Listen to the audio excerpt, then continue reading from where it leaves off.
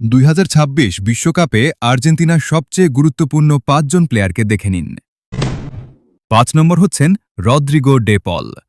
তিনি দলের ইঞ্জিন নামে পরিচিত। তার পরিশ্রম, ডিফেন্সিভ সাপোর্ট ও মিডফিল্ডের সমন্বয়ে আর্জেন্টিনাকে আরও শক্তিশালী করে তোলে। ৪ নম্বরে আছেন এমিলিয়ানো মার্টিনেজ। মার্টিনেজ তার অসাধারণ সেভ, পেনাল্টি দক্ষতা ও আত্মবিশ্বাসী উপস্থিতির মাধ্যমে দলের রক্ষা কবচ হয়ে উঠেছেন।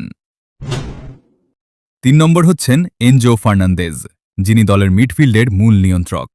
তার পাসিং, টেম্পো কন্ট্রোল ও সুযোগ তৈরি করার ক্ষমতা আর্জেন্টিনার জন্য অত্যন্ত গুরুত্বপূর্ণ। নম্বর ২-এ আছেন হুলিয়ান আলভারেজ। আক্রমণভাগে মেসির উত্তরসূরি হিসেবে ধরা হয় তাকে। গোল করা, প্রেসিং ও বহুমুখী খেলায় তিনি দলের বড় ভরসা। ১ নম্বর হচ্ছেন লিওনেল মেসি। ৩৮ বছর বয়সেও মেসি অপ্রতিরোধ্য। তার নেতৃত্ব, প্লেমেকিং ও অভিজ্ঞতা এখনও আর্জেন্টিনার সবচেয়ে বড় শক্তি।